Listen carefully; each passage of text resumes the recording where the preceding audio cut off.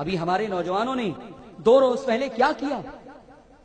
جو کیا، غیروں میں اسلام بدنام ہوا، اپنوں میں ہمارا سنیت بدنام ہوئی۔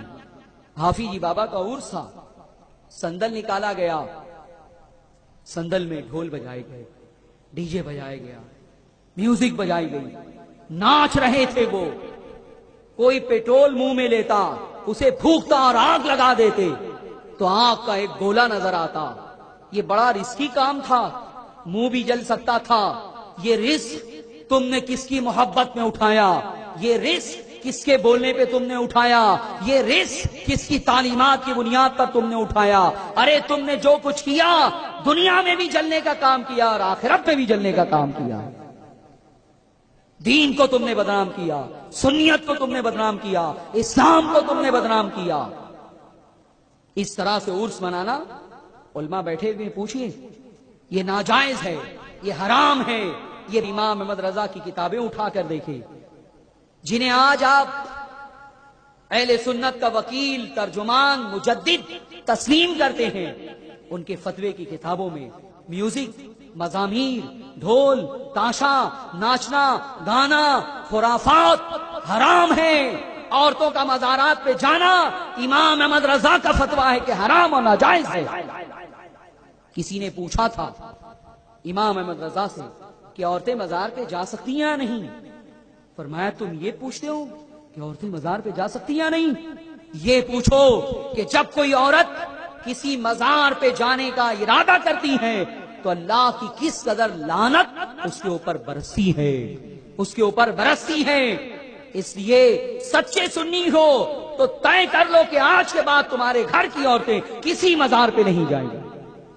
مزار پہ جانا، درگاہ پہ جانا، بزرگان دین کی قبروں پہ جانا، یہ مردوں کے لیے مصون ہے اور ہمیں وہاں سے فیض حاصل کرنے کی اجازت ہے، عورتوں کو جانے کی اجازت نہیں ہے۔ حافظ جی بابا کی درگاہ پہ یہ سب کچھ خرافات ہوئی، تم نے دیکھا، یہ چند سال پہلے نہیں ہوتا تھا۔ اس طرح سے اگر تم عرس کرتے ہو تو ثواب کی بجائے عذاب ملے گا۔ ایسا عرس کر کے نہ کرنا اس سے اچھا ہے۔ پورے شہر میں خرافات ہوئے، ہمارے گھر کے سامنے سے کم 5 سے 6 ایسے سندل گئے ہیں جو ڈی جے بجا رہے تھے، ڈھول بجا رہے تھے، رقص کر رہے تھے، ناچ رہے تھے۔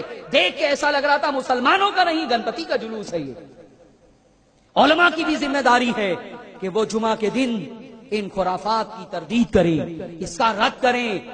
کیا اعلیٰ حضرت کی تعلیمات ہیں، بتائیں لوگوں کو کہ قرآن اور سنت کی بنیاد پر انہوں نے کیا فتویٰ دیا ہے، کیا فرمایا ہے۔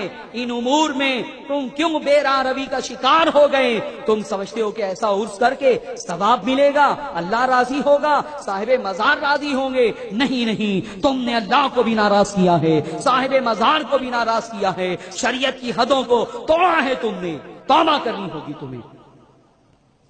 اگر اس علاقے سے نوجوانوں نے ایسا جلوس نکالا ہے تو وہ توبہ کرنے کے ایسا آج کے بعد نہیں کریں گے۔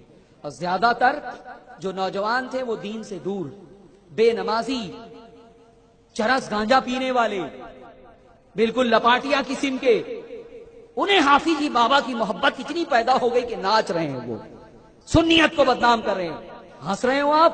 ارے خون کے آنسو، رونے کا وقت ہے یہ۔ پورے شہر میں سنیوں کی بدنامی ہوئی ہے، اس لیے میں اتنی شد و مت کے ساتھ اس کا رد کر رہا ہوں کہ اس کی کوئی اجازت کہیں نہیں۔ کیا کر رہے ہو؟